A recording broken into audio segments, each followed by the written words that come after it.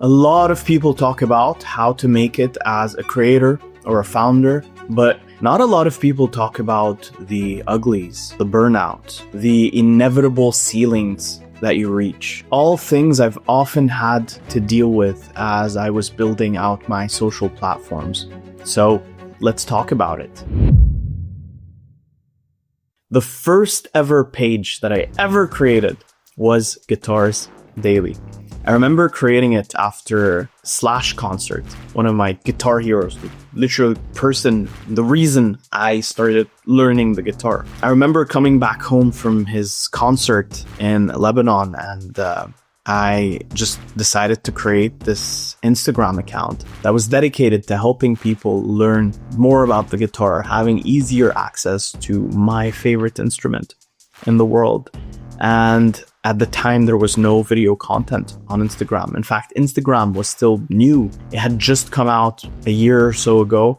And so I started creating content as a 14-year-old, just posting guitar pictures with maybe some tips and tricks in the caption. And growing that account was probably the easiest thing that I had done, because Instagram was relatively new at the time and there wasn't that much competition around. And so my first 1,000, even 10,000 followers weren't that difficult to achieve with that account. And in fact, for a good year or so, Guitars Daily became the biggest music page on Instagram for an entire year, which was mind-blowing. I mean, the fact that a 16-year-old from Lebanon was able to create this page that was taking off and doing so well was just a moment that I was so proud of myself for ever achieving. And I'll never forget this. On a random day in school, I remember I had glanced at my phone during class and I saw Slash started following you. And I completely flipped. I was unable to focus on anything the teacher was saying for that entire day because I was just staring at my phone in shock. It's like, Slash? Is that really Slash? Can I go and see? And I remember in class, I just opened Instagram. I clicked on that notification and Slash started following me. I thought I was losing my mind. Here was my guitar hero, the reason I started learning to play the guitar, now following me? I remember I DM'd him right away. I was like, oh my God, man, I'm such a big fan. I went and saw your concert in Lebanon. When are you coming back? It was something around those lines. And 5 minutes later, he replied. He was like, hey man, absolutely, your content rocks, something like that. And he said Lebanon was one of my favorite destinations to play in. And I just didn't know what to reply. Why? Why is my guitar hero talking to me so casually over this social media app? And that was when I realized the true power of social media is beyond just making content. It's making connections, getting to connect with whoever you want around the world. And so a couple of years go by, and I remember maybe it was my last year at school. I remember I received this DM from someone on Instagram that was along the lines of, how much for you to post a video of me on your page? And this was around the time Instagram had released video content. And I remember I saw this DM and I was like, this is funny. This is a troll. He's trying to get me. So I just humorously said $50. A minute later, the guy replied. He said, great. What's your PayPal? I was like, this guy he's trying to get me hard. I'm just going to play along. I didn't even have a PayPal account. So I created one, sent him the PayPal email, and within the same minute, I received a notification. $50 coming your way from PayPal. And this was when I had a light bulb moment. See, at the time, Instagram didn't have ads. It didn't have a way for you to boost your content. So something that I would soon realize was that a great way for anyone to market themselves as a guitarist or to just market themselves was go on these sort of theme pages, much like the page I had created, and pay them to feature you on their page. And this was a great way to grow. I remember some of the people I had featured on my page went on to drop best-selling albums. There was this guy, a country singer. We worked together for about a month. And I remember I worked on a package with him where I would post him X amount of times featuring his newest album. And I remember he reached out to me at the end of the month and he was like, dude, I can't thank you enough. My album is now #1 in country music on the Apple Store. And I just couldn't believe it. How was my platform able to create this for the world? And so that is what I did for the remainder of the time I was in school, in university. That was how I provided for myself, for my family, for my studies. And it was around that time that I decided I wanted to study psychology. And I had quickly spotted a gap in social media around psychology. A lot of psychology was massively misrepresented.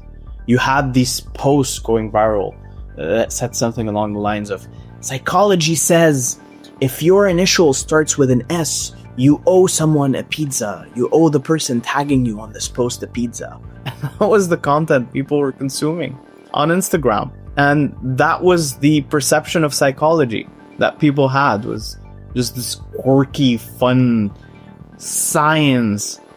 And I knew it wasn't that. I knew there was real science behind it. There was so much more, and there was such a tough stigma to break, especially in the Middle East, my region of origin, that I wanted to break. I wanted to create content that would help destigmatize a heavily misunderstood practice and science. And so I started creating content around that on Instagram, applying everything I had learned. And it wasn't difficult to grow from 0 to 1,000 to 10,000.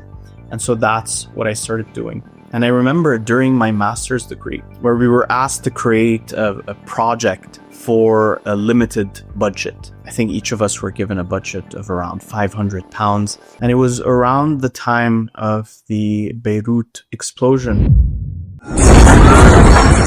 A massive explosion has torn through the Lebanese capital, Beirut, killing at least 70 people and injuring more than 3,700.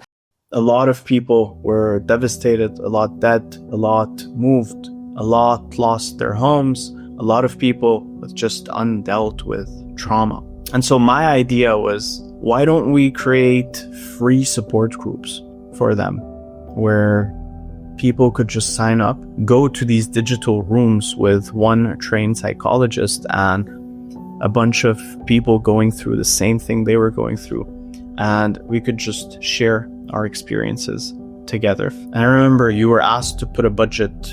How much of the £500 were you going to spend? I put 0. And the teacher I remember, went in front of the class, read it out loud, and she was trying not to be rude about it, but she was telling me, Charbel, this isn't going to happen. There's no as kind as people are, there's no psychologist that's going to be just willing to donate their time for free, especially not at that scale. And I remember when she told me that, I just had my game face on. I was ready. I was ready to crush it. I was ready to get the job done.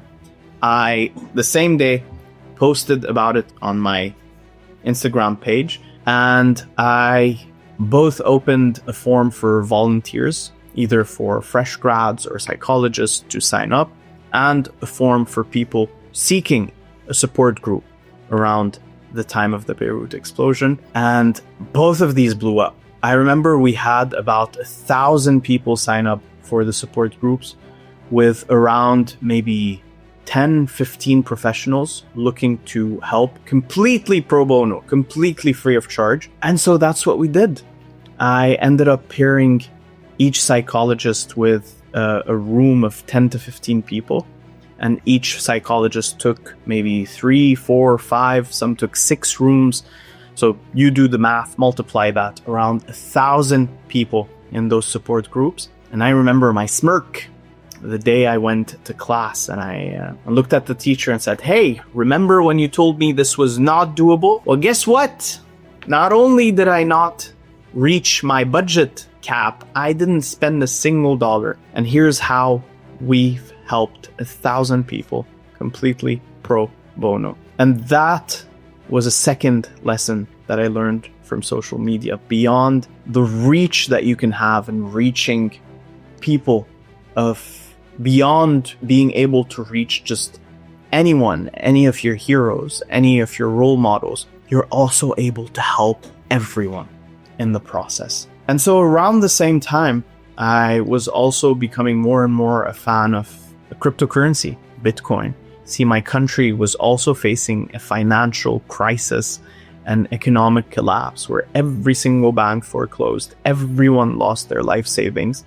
And I had found cryptocurrency as a store of value, a tool to become financially free from any government, any entity, any power in the world. And you could own and hold this currency irregardless of any single variable in the world. And so holding that currency was power. And I wanted to help spread awareness about it. I wanted to help propagate this message as far and wide as possible.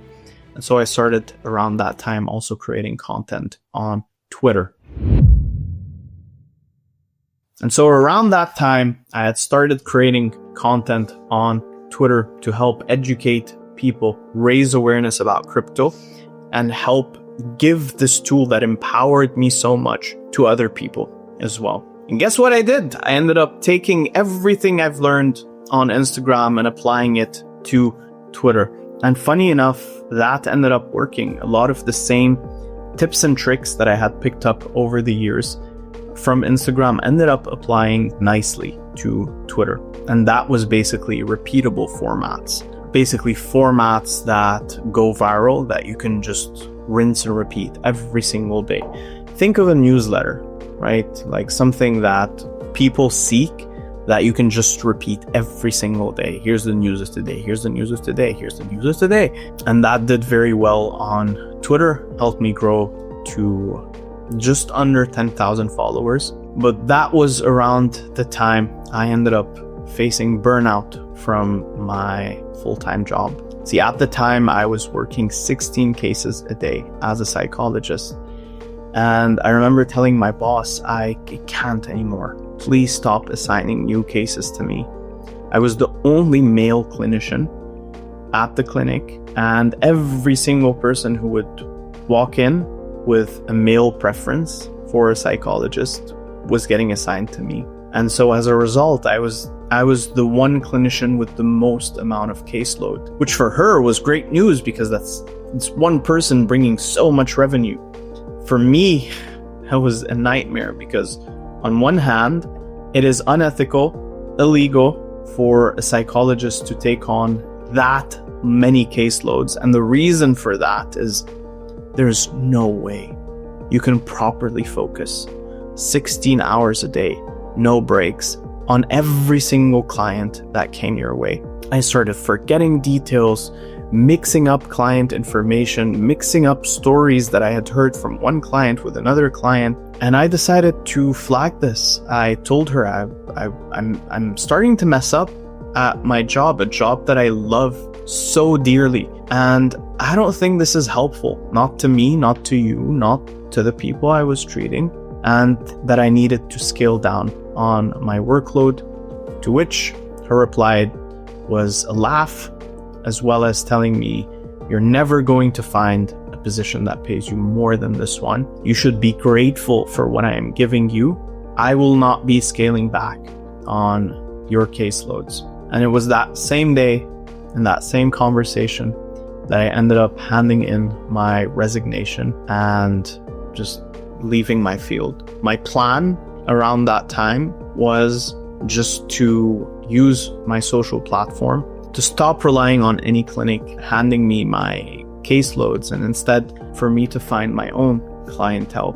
However, something would happen that would change the course of my every single plan imaginable. Someone that same very day sent me a DM on Twitter telling me, Kermit, I love your content, man. Do you want to work for us?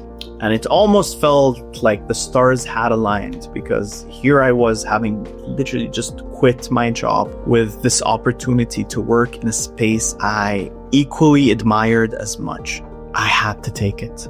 I had to give it a go. And so I jumped in head first. I was all for it. However, something that would end up catching up to me was my unresolved burnout. Just the accumulation of 12 years of creating content, of rinse and repeating formats day in, day out, ended up catching up with me.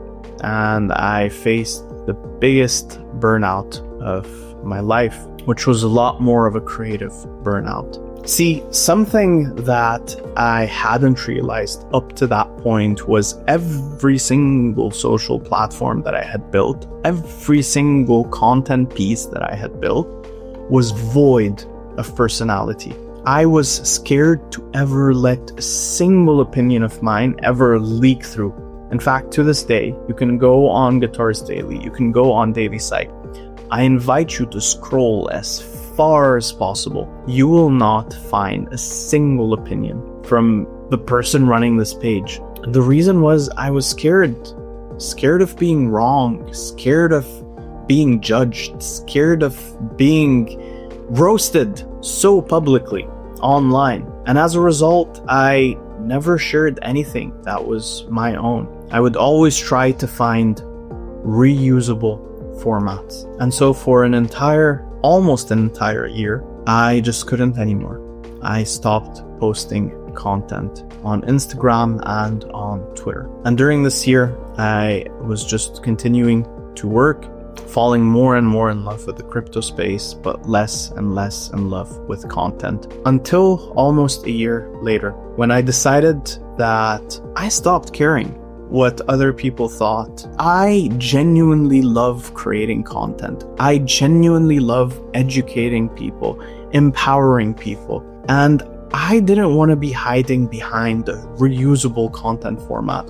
I didn't want to be hiding behind quotes and whatnot. So I decided to give it a try, to put myself out there, to do something that was so hard for me to ever do, just share my own opinion. And granted, a lot of the posts I would create afterwards, a lot of people would disagree with as a result of me sharing my opinion, which is completely fine and completely normal. Something that with time, I learned to handle and deal with better and better. In fact, I started being just more comfortable being able to state an opinion I know not many people will agree with, but that I will state regardless, because I either know that not that many people are talking about it, not that many people are pointing it out, and number two, because I have the authority to do so. I am an active participant in this space. I am an active builder. I see things firsthand. I'm not just sitting on a bench looking at the market from afar and commenting on while I skepticize over the things that might be happening. I know for a fact what the things that are happening are, what is working, what isn't working in the space, because I'm actively doing these things. I'm actively testing them out. And that was the time when I stopped creating for a niche and just started creating. Look, if there's any one lesson that I've learned after creating content for 12 long years, it's this: be you. Unapologetically, be you. The consequence of you living in the fear of being wrong is not doing anything worthwhile. So be wrong. If that means you are you, if that means you're taking up the courage to take up the space around you, be you. Maybe, just maybe, you'll end up changing a few lives in the process, including your own. So, good luck.